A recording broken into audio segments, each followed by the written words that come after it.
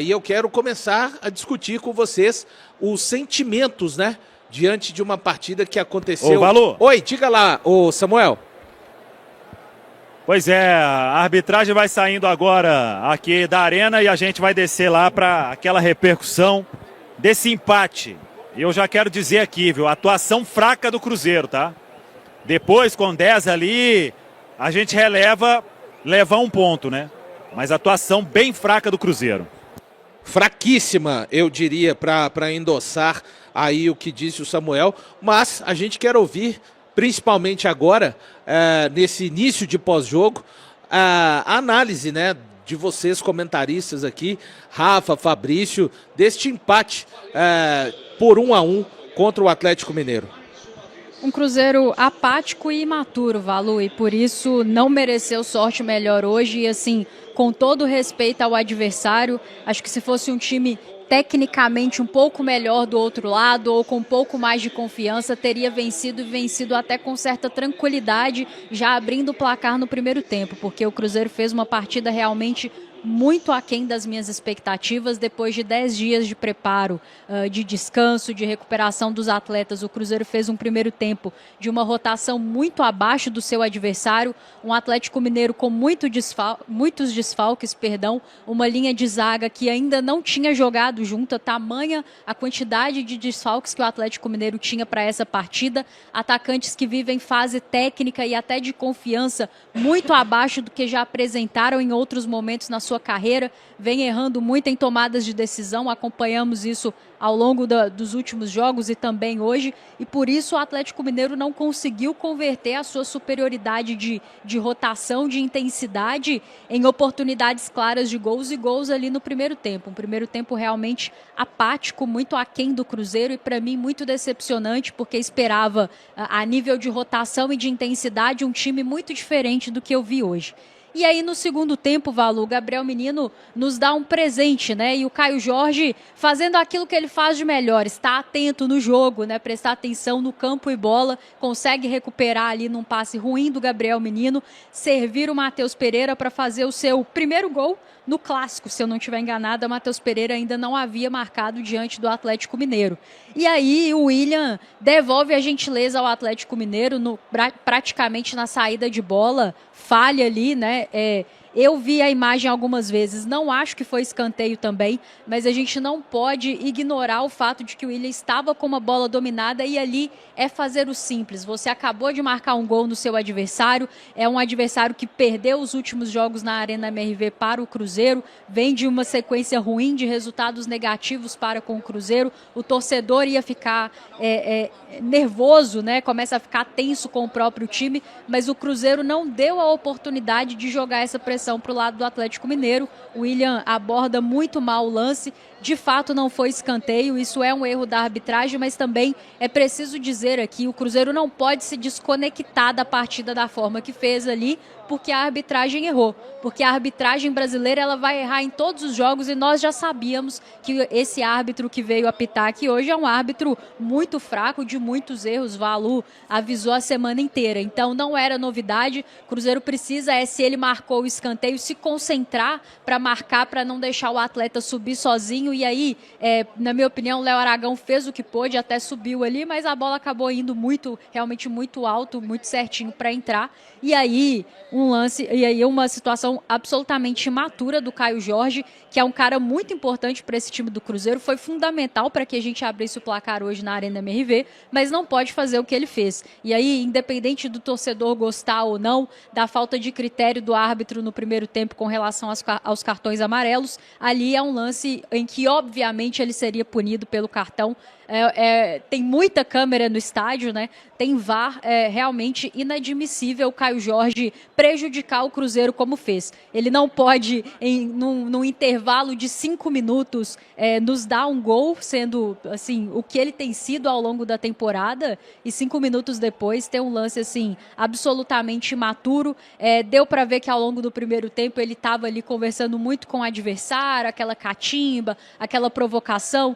sinceramente, para mim tanto faz se vai provocar o adversário ou não, mas tem que ter cabeça, tem que ter maturidade para jogar o jogo, e ali para mim ele absolutamente imaturo, prejudica o Cruzeiro, que já não tinha intensidade, que já não estava na mesma rotação do Atlético Mineiro no 11 contra 11, e aí no 11 contra 10 fica muito mais difícil, né? O Matheus Pereira para mim era a nossa válvula de escape criativa no jogo, o Jardim saca o Matheus Pereira ali em um determinado momento do segundo tempo, talvez por cansaço, vamos aguardar as explicações, vem o Gabigol, mas a verdade é que o Atlético Mineiro esbarra naquilo que esbarrou ao longo da temporada, foram várias partidas que esse time fez com um jogador a mais, que não conseguiu marcar gols quando estava com um jogador a mais, que não conseguiu vencer, inclusive chegou a perder com um jogador a mais para o Botafogo recentemente. Então hoje nós vimos o Atlético Mineiro apresentar as mesmas deficiências que vem apresentando pré e pós-Sampaoli, e eu lamento muito que o Cruzeiro entrou com uma postura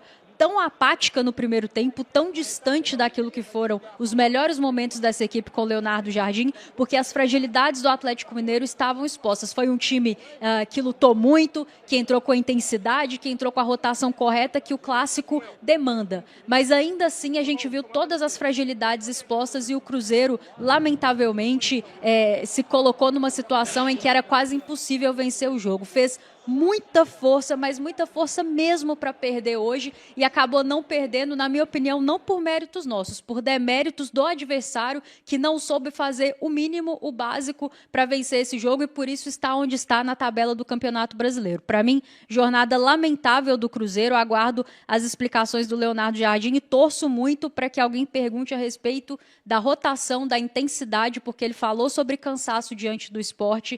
Eu entendo que 10 dias não resolve tudo, mas eu realmente esperava um Cruzeiro numa rotação, numa intensidade, numa entrega sem bola, diferente do que eu vi hoje, Fabrício. Para mim o sentimento hoje é como se fosse uma derrota, sabe? A gente, às vezes tem que valorizar um ponto aqui e ali no final do campeonato, isso é importante, né? Mas assim,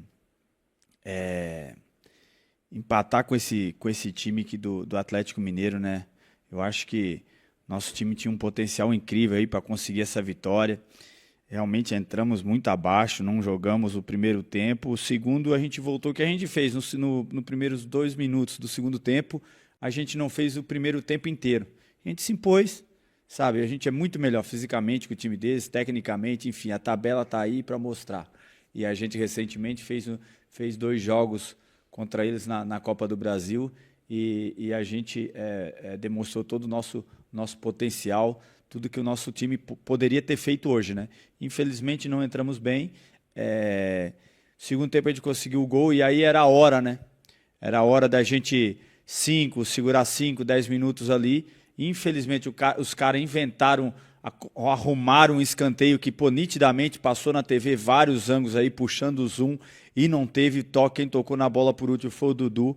E aí teria que ter tido também uma reclamação mais incisiva, né? Eu não sei se o VAR poderia ter chamado, aí é negócio mais da regra, mas eu não sei, Valu, se poderia ter chamado porque originou o gol. O lance de gol. Aí o lance de gol ele é revisado desde a sua origem, né? A origem foi o quê? O escanteio, né? Tudo bem que rolou para trás, boa jogada ensaiada, mas foi o escanteio. Teria que ter revisado e teria que ter chamado aí para ver que não foi escanteio. Aí bateu rápido, aí foi desorganização e aí a gente voltou aquele Cruzeiro, né? Que a gente não conseguiu se impor. A gente teve muita vontade no segundo tempo, mas aí com homem a menos, né? O Caio Jorge realmente ali errou na mão. Eu acho que errou na mão literalmente, né? Eu acho que errou no exagero, né? Hoje em dia é muito complicado você fazer um negócio desse, mas eu entendo, eu já estive lá dentro e a gente fica revoltado mesmo com algumas situações, né? E no caso dele ali, ele expôs, né, um negócio ali, foi até infantil da parte dele, uma coisa para se corrigir, se controlar. Eu acho que desde o primeiro tempo ele passou um pouquinho do ponto, sabe?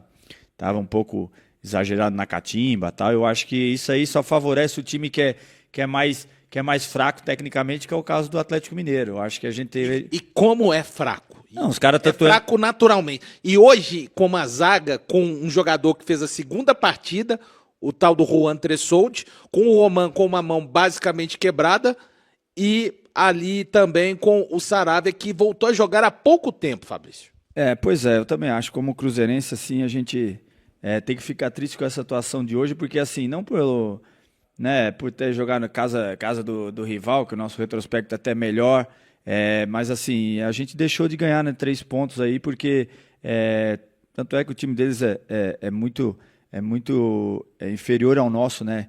E comprovou isso, com um homem a mais, quase que o segundo tempo inteiro, e não conseguiu fazer os gols. Lógico que a gente sem ataque e tal, mas defensivamente não teve aquelas grandes jogadas, criaram grandes situações. Fala uma defesa aí do Aragão, que fez um milagre, ou qualquer coisa do tipo. Até, inclusive, para falar do Aragão, bem, né? Assim, entrou numa fogueira danada, porque, né, sem ritmo de jogo, sem confiança, até desculpa, Fabrício, te cortar, mas bem no jogo, conseguiu, nas poucas vezes que o Atlético Mineiro finalizou na direção do gol, conseguiu ir bem.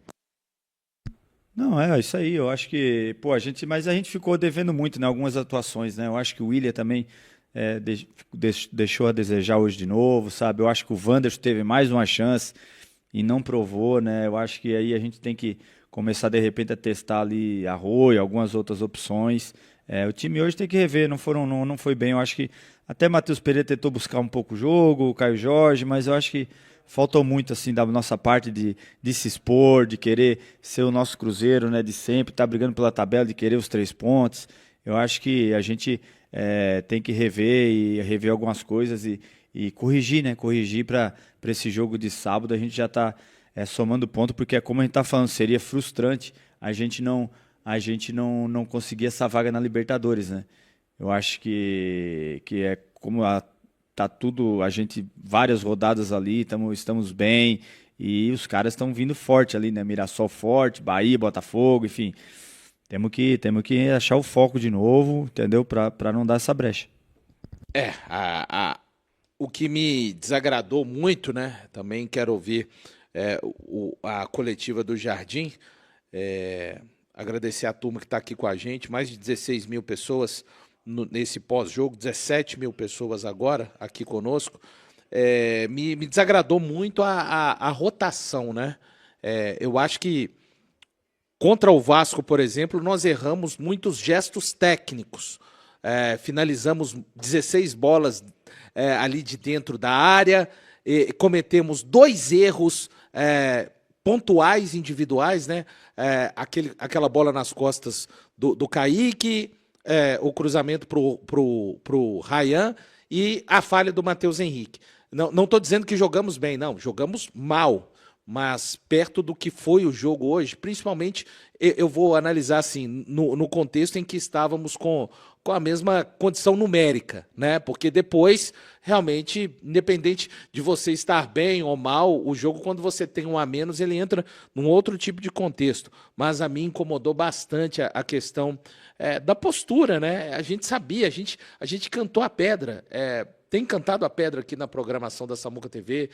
O que sobrou para o adversário de hoje é jogar a honra, né? Jogar a honra pela forma como foram eliminados na Copa do Brasil, pela temporada que tem, mas nesse tipo de situação você precisa, e o Fabrício sempre fala isso aqui, né? Você precisa de igualar a intensidade. Se não está dando no dia na técnica, eu achei um Cruzeiro assim muito, muito passivo, muito bonzinho. Fiquei tentando imaginar algo que o Cruzeiro tenha feito de bom na primeira etapa e não consegui esbarrar em nada. O Cruzeiro cansou um pouco o adversário, o Cruzeiro defendeu muito bem. Não, o Cruzeiro não conseguiu fazer nada que se propôs a fazer, né? Não jogou, não conseguiu defender. Então a gente quer realmente ouvir, né, um pouco do porquê, né, dessa postura do Cruzeiro. Como disse bem a Rafa, depois de uma parada, é a primeira vez que o Cruzeiro volta de uma parada e empata, não perde, não vou dizer por pouco, porque o adversário é muito ruim, e é muito ruim mesmo, tá? Bem dizer a verdade, o Sport criou muito mais situações de gols para nos vencer naquela partida do último domingo do que o Atlético Mineiro. Não é à toa, é o pior time do Campeonato Brasileiro no retorno, né? Ninguém está falando, tirando a questão do aspecto da camisa e aliviando o fato de ser um clássico. Mas a gente viu aí, um time que ficou com um a mais, enfim. E quando eu digo isso, pessoal, não estou valorizando esse um ponto não, tá? Porque aí quando já pega no recorte, né, pegamos derrota já são 4 jogos ali onde o Cruzeiro consegue somar apenas 2, né? São 12 pontos aí e o Cruzeiro somou 2 e são pontos que vão escorrendo pelo ralo no momento importante em que agora temos 30 pontos pela frente. Então, Fabrício, para amanhã a turma... você fala que a derrota tem que doer, para falar, galera, esse aqui é o quadro, 30 pontos agora. O Mirassol, ele não tá nem aí, tá?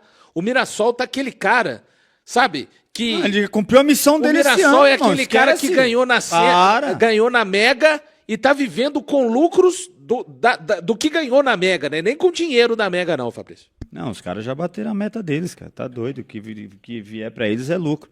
A gente tem que ligar o sinal mas meio que de alerta, né? Porque, cara, é reta final de campeonato, né?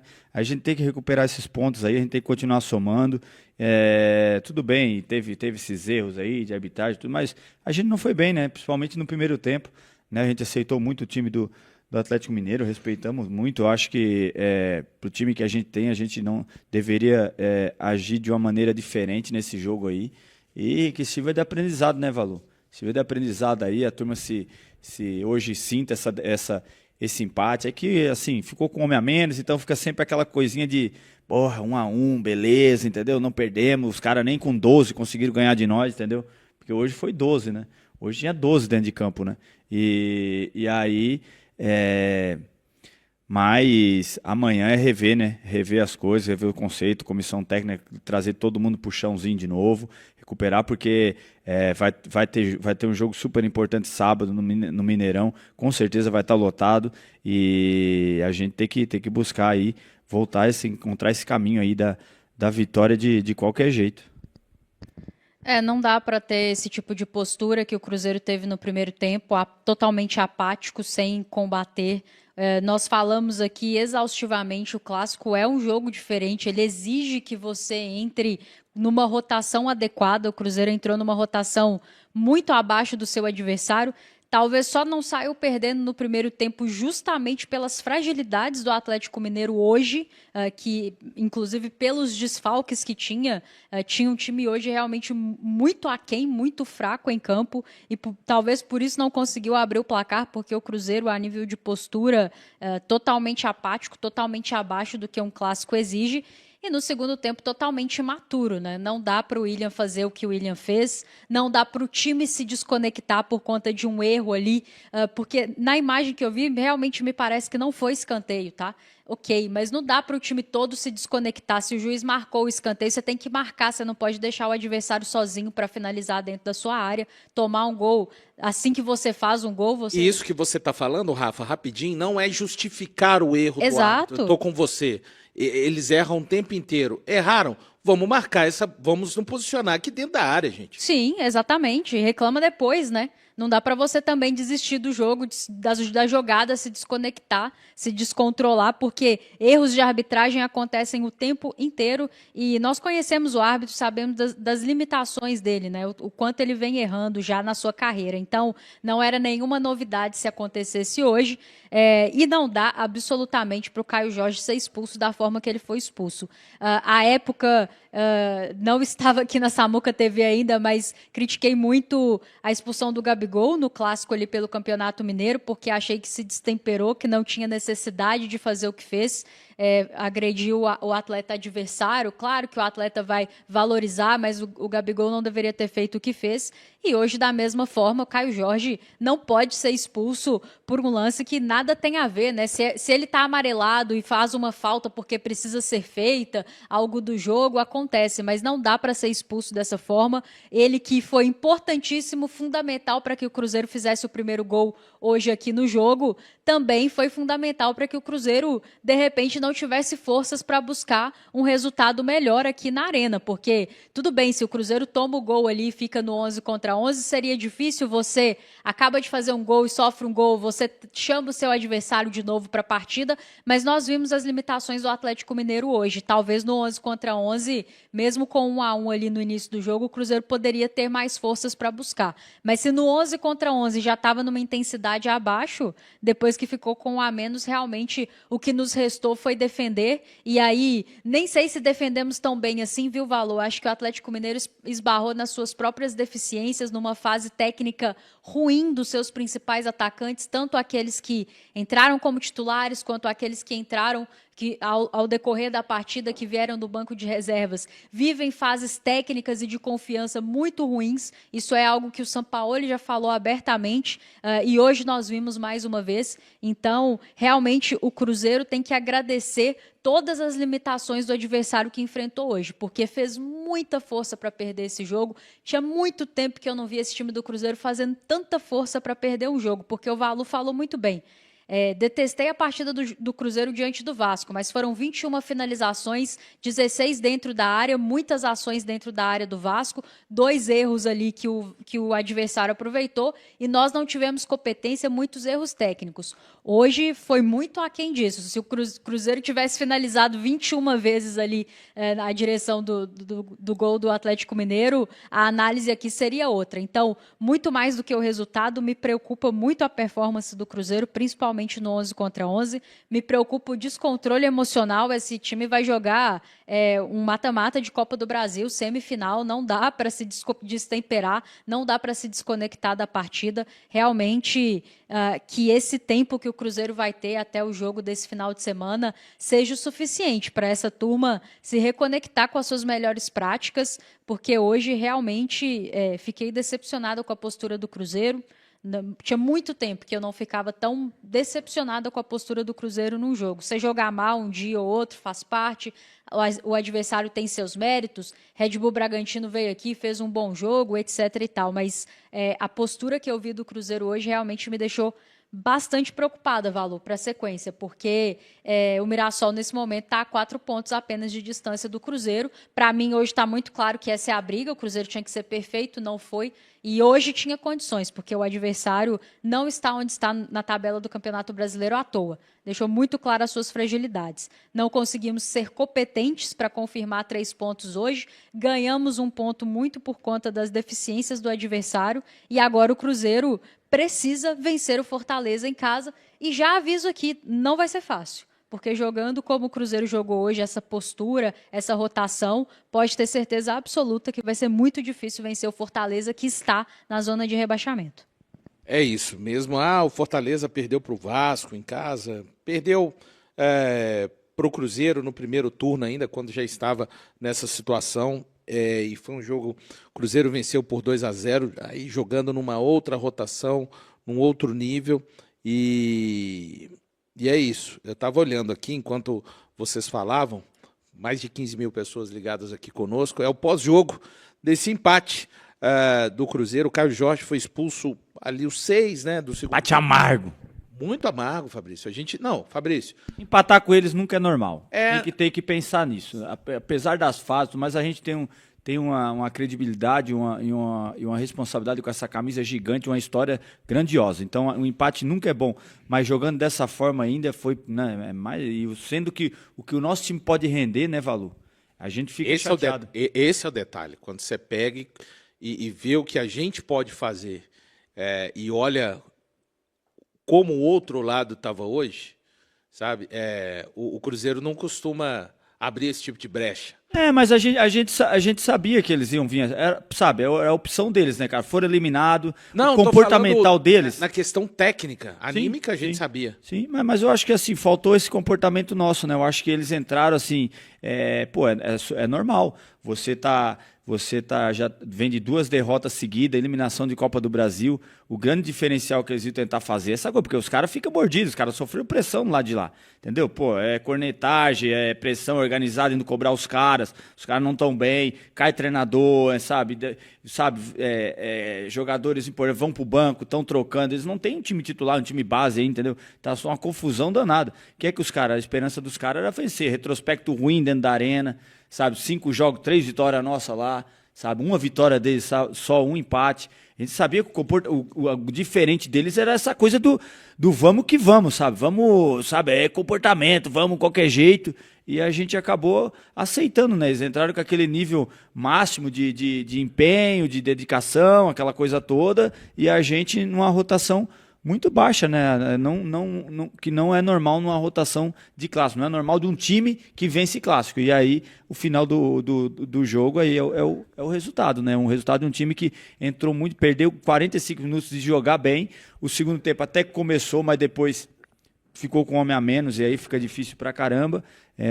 A gente pecou demais por isso aí, né? Eu acho que temos que rever esse comportamento, sabe? O clássico é só ano que vem, mas e aí? Comportamento para os outros jogos também, sabe? Os outros times vão vir motivados. Você acha que o Fortaleza vai vir como? Você vai vir pouco motivado? Os caras estão jogando a vida lá para não cair, entendeu? Fortaleza talvez tenha mais qualidade que o Atlético Mineiro, entendeu? Tem que ficar mais atento ainda. No retorno, é fato. No retorno do Brasileiro, fazendo só o recorde, nós enfrentamos o pior time do retorno hoje. Não é o Sport, não. Do campeonato é o Sport. Mas do retorno, repito, é o Atlético Mineiro. Que a gente enfrentou hoje quebrado, tá? Quebrado. Assim, um zagueiro que estreou no último jogo contra o Sport, que foi o Tressoldi, que fez o gol. O Ivan Roman, que voltou da seleção chilena porque tá com um problema na mão. E o Saravia, que começou a jogar recentemente. Os volantes hoje, estava treinando encostado. É esse o termo. Um estava treinando à parte, que é o Vera, com o técnico anterior. Tá? E o outro é assim, o anterior não usava, esse não usa, que não tem ritmo. Sem ritmo, sem... Não, tirando e o ataque. Soma a idade dos 3 atacantes. Entendeu? A gente deveria se preocupar menos, de repente, em defender e querer fazer o resultado a gente, sabe? E eu acho que os caras iam aceitar, porque o cara não tem condição. Esse ataque, por exemplo, não tem condição, por exemplo, o ataque do Atlético Mineiro não tinha condição nenhuma de acompanhar os nossos laterais e ter que atacar depois, entendeu? Eles ficaram só na boa ali, só atacando, e a gente não querendo se impor, ter a bola. A minha grande questão, onde está o ritmo que foi imposto contra o Flamengo? Onde está? Esse é o grande padrão, né? Esse foi, na verdade, já fizemos jogos daquele nível, né? E aí voltamos contra o Flamengo, e aí depois sumiu. Sobre o Caio Jorge, assim, gente, a gente tem que entender uma coisa, né? Você pode se sentir prejudicado, se sentir roubado, você não pode fazer esse gesto, né? Da forma que foi feita, assintosa e tudo mais, isso é realmente passível de expulsão. Agora, o que vocês acham que foi aquilo ali? Foi realmente o Caio Jorge estava tentando, digamos assim, entrar numa persona de provocador, que ele fez muito lá no Clássico da Copa do Brasil, ele parecia um pouco acima do tom desde o início, e para vocês, caberia algum tipo de punição do clube para o atleta por esse cartão vermelho? Eu acho que sim, Caramojo. É um atleta que está pleiteando seleção brasileira, é um atleta que faz uma baita temporada e foi para mais uma participação em gol. É claro que a revolta do atleta ela vai existir, e aí eu vejo até muita gente falando sobre isso, e eu concordo um pouco, acho que precisava de existir uma mudança nesse protocolo, porque se o gol ele é originado de um escanteio que não foi escanteio, o protocolo ele devia, né, voltar, porque a gente tem gol, tem lances de gol aí, que às vezes a jogada ela começou lá no campo de ataque, de defesa, uma faltinha, o juiz volta lá. Mais de 20, 30 segundos. Então, mas o Caio Jorge não pode cometer isso. A gente sabe que existe essa punição pelo gesto. Não acho que vai ficar só no cartão vermelho. Se eu não me engano, o Felipe Melo já fez esse gestual e tomou um gancho um pouco mais estendido. Então, acho que o Cruzeiro, sim, tem que chamar o atleta e entender que isso não pode acontecer. O Cruzeiro, além do gol, o Cruzeiro tomou uma dupla punição. porque o Cruzeiro tomou o gol e ainda perdeu um jogador, a gente jogou com menos atletas. E aí não dá para a gente falar, eu concordo nessa questão de não ter sangue de barata, mas o atleta ele não pode prejudicar os companheiros dele como ele prejudicou. O Caio Jorge prejudicou os companheiros dele, deixando o Cruzeiro com um jogador a menos. A gente poderia ter perdido essa partida por jogar dentro da casa do adversário contra um adversário com jogadores a mais. Então o atleta também ele tem que ter, e a Amanda falou muito bem sobre isso, esse controle emocional. Ele pode ficar revoltado, ele pode ir ali fazer o que os jogadores fizeram de pressionar o árbitro, mas ele tem que entender que no futebol de hoje, com 500, 400 câmeras, existe essa revisão. Thiago Amaral, não sou eu não sou atleticano, eu sou cruzeirense. Estou só emitindo minha opinião, você pode emitir a sua. Então, acho que sim, o Caio Jorge acabou pisando na bola com os jogadores do Cruzeiro, e não à toa ele pisou na bola, porque ele pede desculpa, né, nas redes sociais. Ele fala que ele não poderia ter feito isso. Se não fosse um erro tão grave, ele não teria pedido desculpas. Então, acho que é um atleta experiente, um atleta qualificado, é um atleta importante para o futuro do Cruzeiro, mas é um jogador que não pode cometer o erro que ele cometeu. E vai lá na entrevista, tá puto, tá bolado, vai lá na entrevista, desabafa também ali, né, dentro das 4 linhas ali de uma forma, né? Então, você não pode passar desse limite. O jogador sabe que se ele fizer isso, ele vai ser punido. Ele achou que ninguém ia ver? Ah, não, vou dar aqui de espertão.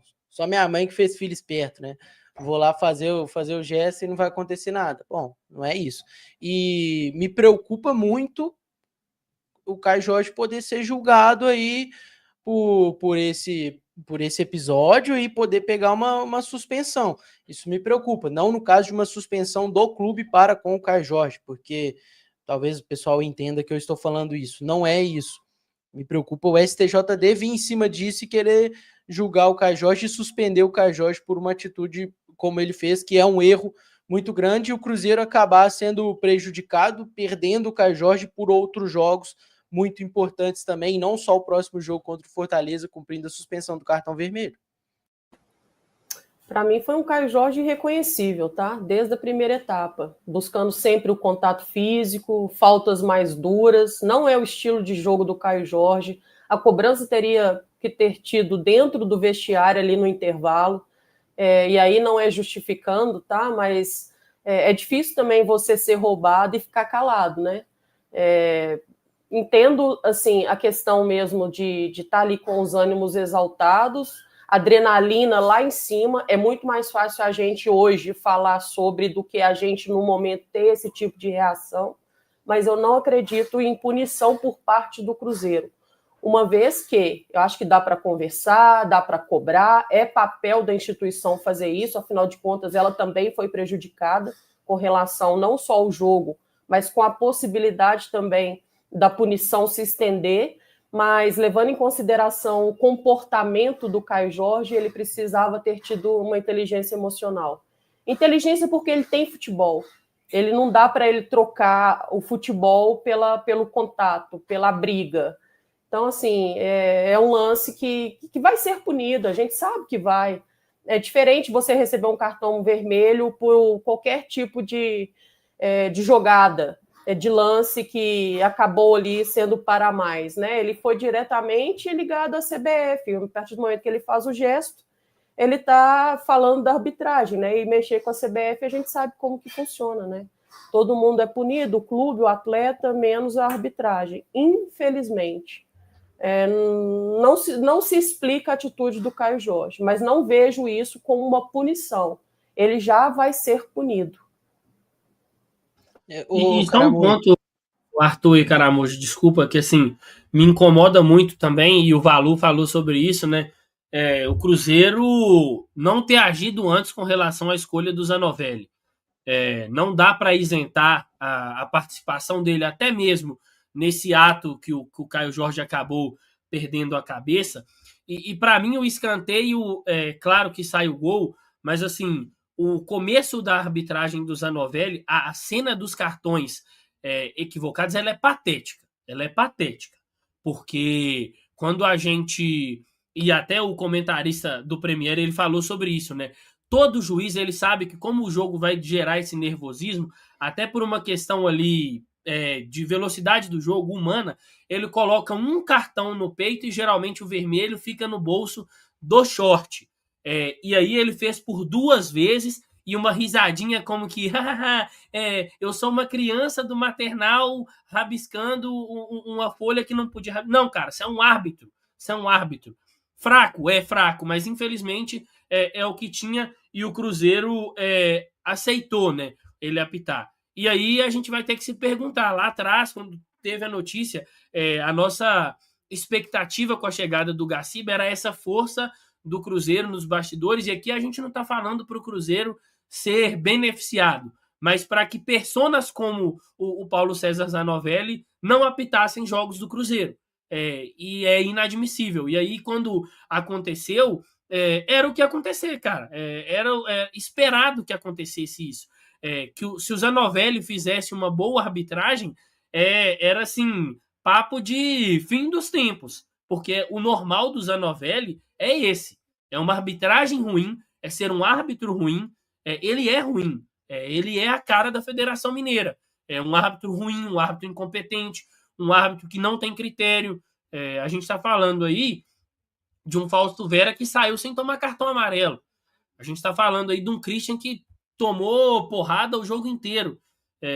E as palhaçadas, elas aconteceram em outras várias situações. Então, acho que o Cruzeiro também poderia ter preparado muito antes, né? Ter vetado esse nome muito antes. Porque, sinceramente, esperar algo de bom do Paulo César Zanovelli acreditar em Fada do Dente, em Papai Noel, Coelho da Páscoa e tudo que existe de fantasioso no mundo. A gente falou Para as aqui crianças sobre... que estão assistindo, Papai Noel e Coelhinho da Páscoa existem. Segue. A gente falou aqui sobre a questão, né, do Felipe Melo, que aconteceu algo parecido ali, né, que ele fez um gesto, foi expulso e foi julgado pelo STJD. Eu fui dar uma pesquisada aqui, achei aqui algumas matérias. Ele pegou um gancho de 5 jogos depois que ele fez isso. Foi o STJD aí puniu o Felipe Melo no dia 26 de novembro de 2024 com esses 5 jogos. Ele não jogou os outros jogos da reta final do Fluminense aí no Campeonato Brasileiro. O último jogo dele foi contra o Fluminense no dia 26 do 11, justamente quando o STJD puniu ele com esses 5 jogos de gancho. Então, pelo amor de Deus, né? A gente espera que... Mas tem outro lado aqui, ó. O Gustavo Souza mandou que o Hulk em 2023 fez o mesmo gesto, cumpriu apenas um jogo, não tomou mais jogos. Mas como o jogo seguinte... recurso, né? Isso que eu ia perguntar. Assim, na matéria fala sobre essa questão de ter pedido o efeito suspensivo e foi negado? Caberia o recurso aqui nesse caso do Felipe Melo. E eu tô pesquisando aqui, ver se eu acho a decisão após o recurso, porque eu achei a matéria só de quando ele foi suspenso, mas só para explicar para o pessoal que tem essa possibilidade, né? Pode ser que isso aconteça, a gente não está falando que vai acontecer e nem que não vai acontecer, mas pode ser que isso aconteça com o Cajó. A gente torce para que não, porque faltam 10 jogos de Campeonato Brasileiro, tá? E o Caramujo, esperar muito boa vontade também, né? Porque a gente tá falando aí de um Palmeiras, por exemplo. O Aníbal Moreno deu uma cabeçada no cara do Corinthians e até hoje o STJD não julgou, né? A gente tá falando do Bruno Henrique, tudo que aconteceu naquela situação do Bruno Henrique e outros casos mais. Infelizmente, a gente não conta com determinadas benevolências. O que o Potker fez com o Fagner, se fosse um jogador do Cruzeiro fazendo com algum jogador do Palmeiras, do Flamengo, do Botafogo, a gente estava sem esse cara aí por uns 10 jogos. O que está prestes a ser revelado vai surpreender até o mais fiel torcedor celeste. Nas últimas semanas, o ambiente na Toca da Raposa II tem sido tomado por um clima diferente, algo que mistura empolgação, confiança e, ao mesmo tempo, uma sensação de que algo grandioso está em construção. As movimentações nos bastidores, as conversas reservadas e até mesmo o comportamento dos jogadores nos treinamentos apontam para uma nova era no Cruzeiro Esporte Clube. Mas o que realmente chamou a atenção de todos não foi apenas uma contratação, e sim o impacto que ela está causando dentro e fora de campo. Prepare-se, porque o que você vai ouvir agora muda o patamar da Raposa no cenário continental. Antes de continuarmos com essas notícias do Cruzeiro, o que você vai ouvir agora vai mexer com os bastidores da Toca da Raposa como nunca antes. Aproveita para se inscrever no canal, ativar as notificações e deixar seu like, porque as próximas informações mostram o quanto o Cruzeiro está mais forte, mais ousado e mais valorizado do que muitos imaginavam. Cada detalhe dessa história comprova que o trabalho do técnico Leonardo Jardim e do dono da SAF, Pedro Lourenço, está recolocando o Cruzeiro entre os grandes, e o que vem pela frente promete ser ainda maior. Agora vamos continuar com a notícia. É curioso perceber como uma simples contratação pode alterar completamente a percepção de um clube. Durante muito tempo, o Cruzeiro foi visto apenas como uma equipe em reconstrução, tentando se firmar após anos conturbados. Mas dessa vez, a história é diferente. A chegada desse nome estrangeiro, que desembarcou em Belo Horizonte com status de craque internacional, fez até os mais céticos admitirem: o projeto da Raposa está sólido, ambicioso e pronto para brigar no topo. Os números, as atuações e até o comportamento do elenco mostram que a confiança voltou a reinar na Toca dos. E tudo isso começou a mudar no momento em que um jogador específico decidiu vestir o manto azul. Esse jogador é ninguém menos que Luiz Sinisterra, o atacante colombiano de 26 anos que agora carrega o título de gringo mais valioso de toda a América do Sul. Avaliado em incríveis 15 milhões de euros, o que equivale a aproximadamente 94.500 girohales, 94 milhões e 500 mil reais. Sinisterra não é apenas uma contratação, é um verdadeiro marco na história recente do Cruzeiro.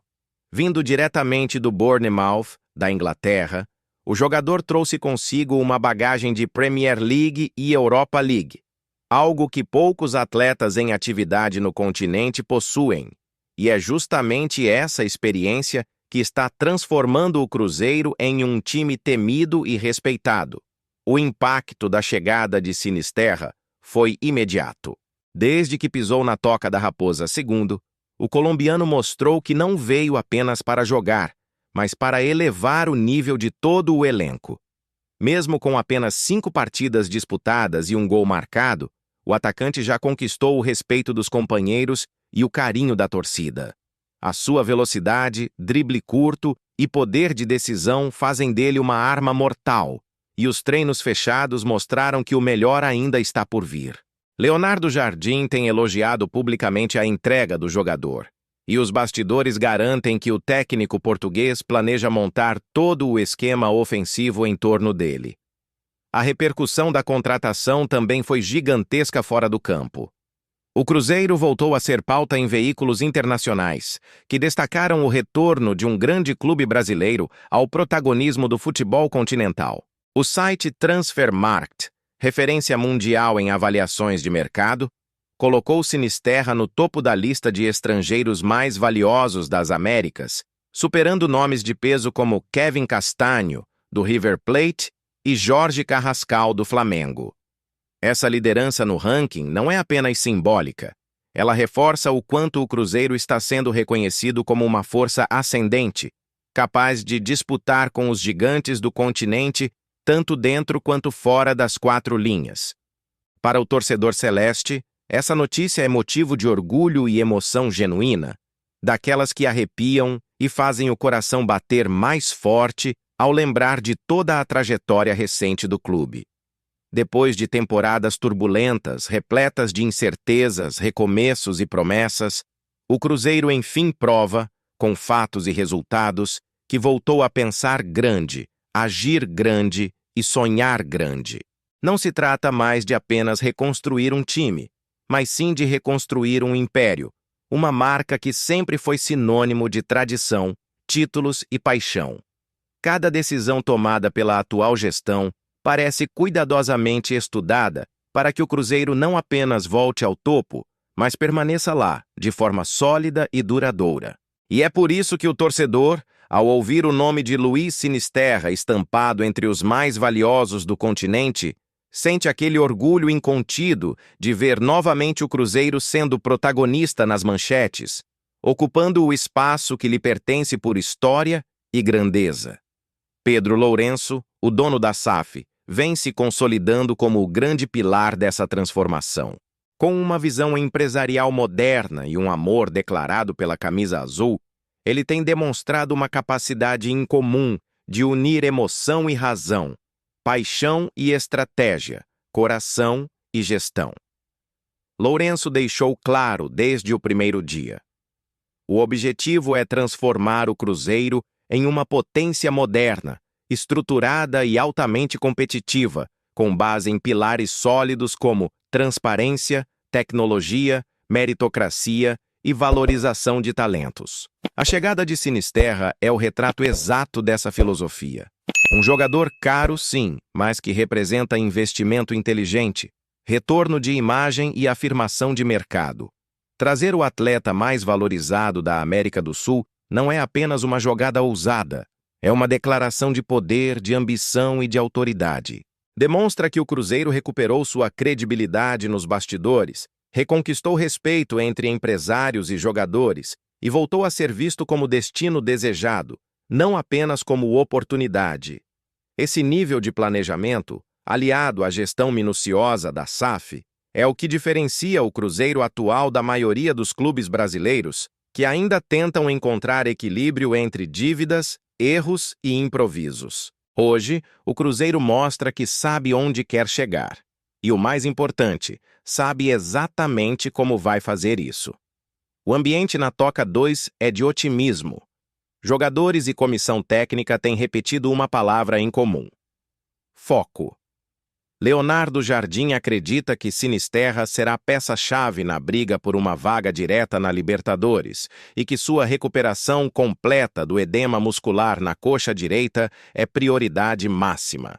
O departamento médico trabalha intensamente para que o colombiano esteja 100% nas próximas semanas e há uma expectativa enorme sobre o seu retorno. Internamente, acredita-se que o atacante pode ser o diferencial na reta final da temporada, especialmente nos confrontos decisivos contra adversários diretos. O mais impressionante é que a contratação de Sinisterra não foi apenas uma jogada de mercado, mas também uma jogada psicológica. Ao trazer um atleta desse calibre, o Cruzeiro envia uma mensagem clara para o futebol brasileiro. O clube voltou a competir por nomes grandes.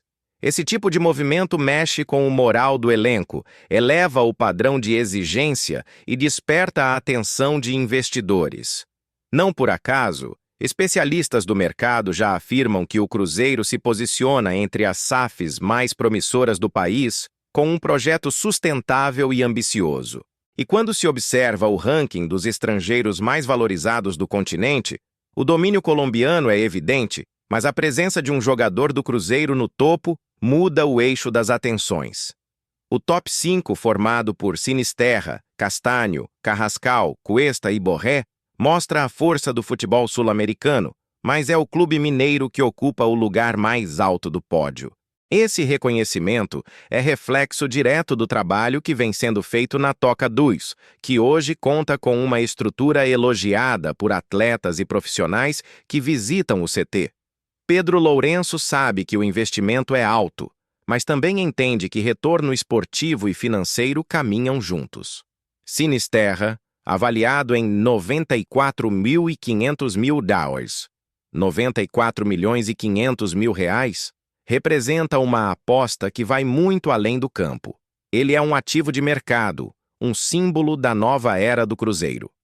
Se o atacante brilhar e conduzir o time a uma boa colocação no Brasileirão, o valor de mercado do clube e do próprio jogador tende a disparar, tornando essa uma das movimentações mais inteligentes do futebol brasileiro recente. Leonardo Jardim, por sua vez, tem se mostrado empolgado com o potencial tático do colombiano. Segundo informações dos bastidores, o técnico planeja explorar Sinisterra tanto pelos flancos quanto centralizado, permitindo que ele flutue entre as linhas adversárias. Essa versatilidade abre espaço para novas combinações ofensivas, algo que pode mudar completamente a forma como o Cruzeiro ataca. Jogadores como Matheus Pereira e Ramiro têm se adaptado rapidamente ao estilo do colombiano, e a química entre eles começa a render bons frutos. O torcedor que acompanhou o treino aberto na semana passada pôde sentir um pouco dessa energia diferente. A presença de Sinisterra no gramado, mesmo ainda em processo de recuperação, foi suficiente para levantar aplausos e cânticos das arquibancadas. É nítido que o jogador caiu nas graças da torcida, e essa conexão emocional é um dos fatores que podem impulsionar o time a buscar voos ainda mais altos. No Cruzeiro, cada detalhe é pensado para criar uma identidade forte, e Sinisterra encaixou-se perfeitamente nesse novo perfil do clube. A diretoria, animada com os resultados iniciais, já estuda novas ações de marketing envolvendo o colombiano. A ideia é explorar sua imagem internacional para fortalecer a marca Cruzeiro no exterior, especialmente em países da América do Sul e da Europa, onde o atacante já tem reconhecimento. Essa estratégia, somada ao bom desempenho esportivo, pode colocar o clube em outro patamar de visibilidade e arrecadação. O futuro da Raposa parece cada vez mais azul, e cada passo dado nessa direção reforça o quanto o projeto SAF está no caminho certo. Para o torcedor que sonha em ver o Cruzeiro novamente campeão, a presença de Sinisterra é um sinal de que o clube voltou a pensar grande. O foco agora é consolidar esse novo momento, dar tempo para que o elenco amadureça e, acima de tudo, acreditar no processo que vem sendo construído com paciência e estratégia. O caminho até a glória pode ser longo, mas o Cruzeiro mostrou que está preparado para percorrê-lo com firmeza e ambição. E agora, torcedor, queremos saber: o que você achou dessa nova fase do Cruzeiro, com Luiz Sinisterra liderando o elenco e sendo o estrangeiro mais valioso das Américas?